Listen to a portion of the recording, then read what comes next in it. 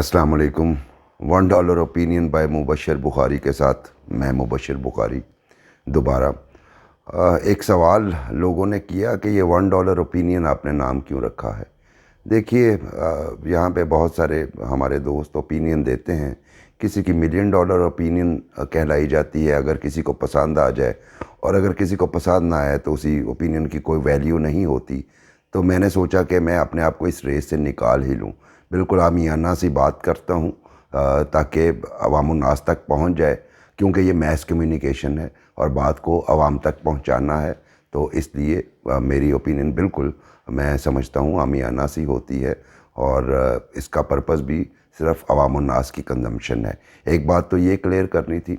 दूसरा, आजकल खान साहब के अरेस्ट वारंट और उनकी गिरफ़्तारी के हवाले से मामलात ज़ेर बहस हैं। आप देखते हैं टेलीविज़न स्टेशंस पे मुसलसल दर मुसलसल वही चल रहा है। तो मुझे कल का एक लतीफ़ा याद आ गया।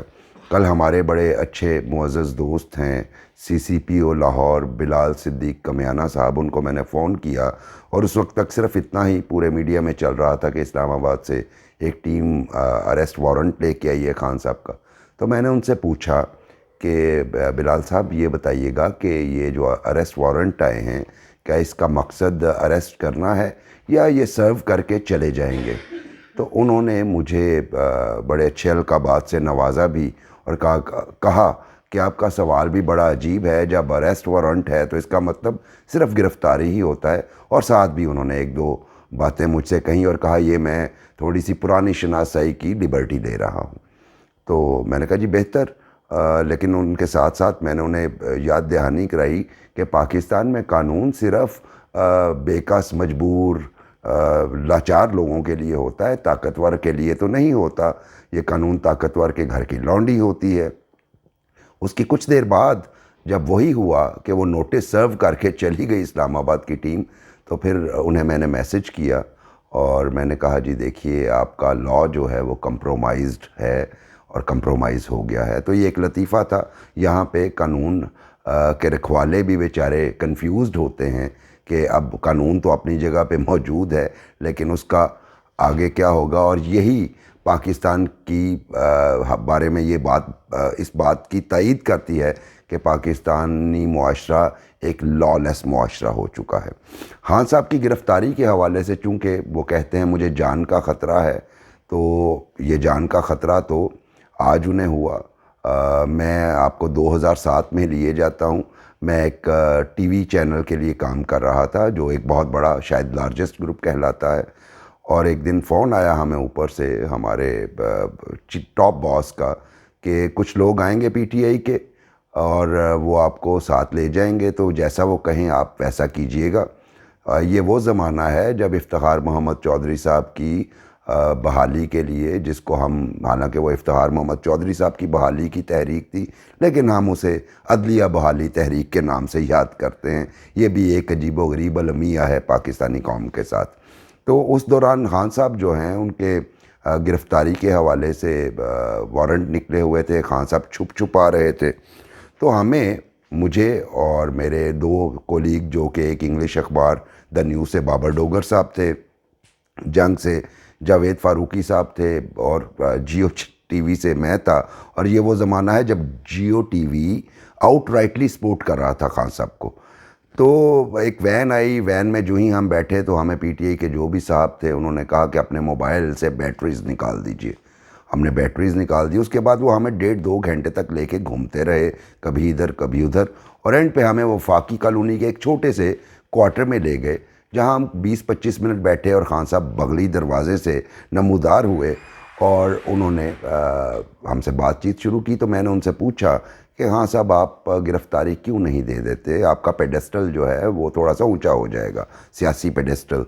तो उन्होंने कहा देखिए गिरफ़्तारी अगर मैं दे दूंगा तो आवाम से रब्ता कौन करेगा, मैं तो इस वक्त मैस मोबिलाइजेशन कैंपेन पे हूँ। तो मैंने आगे से कहा खान साहब आप तो मीडिया के 3 अरकान से मिलने के लिए भी छुप आ के आ रहे हैं, और हमें जिस तरीके से लाया गया है वो भी बड़ा अजीब सा है। तो आप लोगों से रब्ता तो कर पा नहीं रहे, तो मतलब क्या آگے نیکسٹ واٹس نیکسٹ. تو انہوں نے کہا جی میں پنجاب یونیورسٹی جا رہا ہوں، جس کے بعد وہ وہاں اسلامی جمعیت طلبہ کے نوجوانوں نے پکڑ کے انہیں پولیس کے حوالے کر دیا. تو اس وقت خان صاحب کو کوئی ان کی جان کو خطرہ نہیں تھا، لیکن وہ جیل جانے سے گھبرا رہے تھے. اور یہ بات بھی ہے کہ وہ ڈی جی خان جیل گئے 3 دن رہے، لیکن خان صاحب 8 دن کلیم کرتے ہیں. اور اس کے بعد کہا جاتا ہے کہ انہوں نے ایک بانڈ دیا تھا جس کے بعد ان کی رہائی ہوئی تھی کہ میں آئندہ سے یہ نہیں کروں گا. اس کے برعکس میں کچھ اور مثالیں دیتا ہوں. آصف زرداری صاحب پہ 1998 میں لانڈھی جیل میں رانا مقبول صاحب فارمر آئی جی تھے، ان کی معیت میں ان پہ تشدد ہوا، اور باقاعدہ بڑا خوفناک قسم کا تشدد تھا. اور اس کے بعد بھی وہ جیل میں رہے، اور 2003 میں ان کی رہائی ہوئی. انہوں نے کبھی یہ پلی نہیں لی کہ میری جان کو خطرہ ہے اور میں جیل میں نہیں رہنا چاہتا. اس کے بعد ہم نے دیکھا محترمہ بے نظیر بھٹو جو ہی واپس آئیں اور کارساز میں بم دھماکہ ہوا، بڑا خوفناک قسم کا سوئسائڈ اٹیک ہوا ان کے کانوائے پہ، 200 بندہ شہید ہو گیا. اور پھر وہ کچھ عرصے بعد دبئی گئیں. جب مشرف نے ایمرجنسی لگائی تو لوگوں نے ایڈوائز کیا، اور بہت سارے لوگ میرے بہت سے دوست جو ہیں وہ کہتے تھے کہ محترمہ آپ جو ہیں اگر واپس آ بھی جائیں تو کم از کم اپنی موبلائزیشن جو ہے، موبلٹی، اس کو کنٹرول میں رکھیے، آپ کی جان کو خطرہ ہے. لیکن انہوں نے پرواہ نہیں کی، اور آخرکار شہادت ہوئی انہیں لیاقت باغ میں، راولپنڈی میں.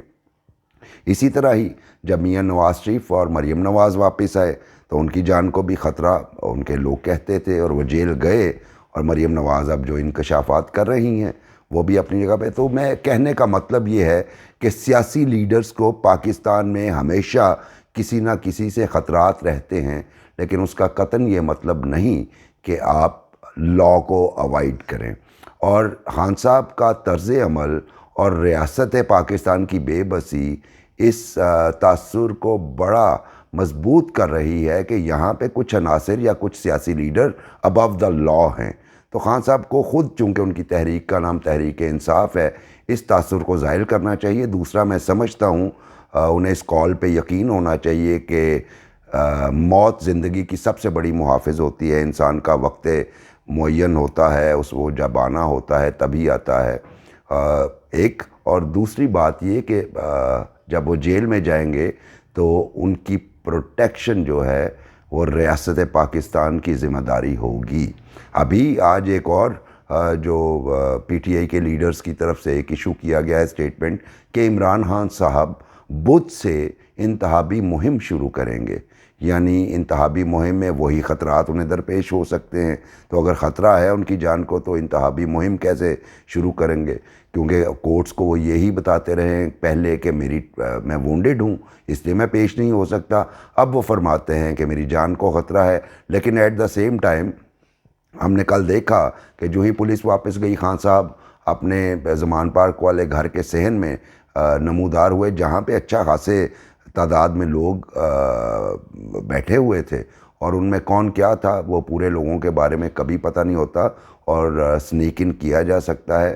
سو میرا خیال ہے کہ خان صاحب کو اس وقت قانون کی حکمرانی اور بالادستی کے لیے جو قانونی پیرامیٹرز ہیں ان کی طرف دیکھنا چاہیے. اور اگر وہ گرفتاری دیتے ہیں تو ان کا سیاسی قد بڑھے گا. ان کے فالوورز جو کہ تھوڑے سے بد دل ہو رہے ہیں، میں پلس لیتا ہوں نوجوانوں سے، چونکہ میں پڑھاتا ہوں، اور مجھے لگ رہا ہے کہ نوجوان اس چیز کو کویسچن کرنا شروع ہو گئے ہیں کہ خان صاحب جو ہیں وہ تھوڑے سے خوفزدہ ہیں. ان کے ذہن میں بھی یہ بات آ گئی ہے. تو آج تک کے لیے اتنا ہی، چونکہ میں تو چھوٹی بات اور سیدھی بات کہنے کا عادی ہوں. اگلے $1 اوپینین تک آپ سلامت رہیے اور خوشباش رہیے، خوشحال رہیے.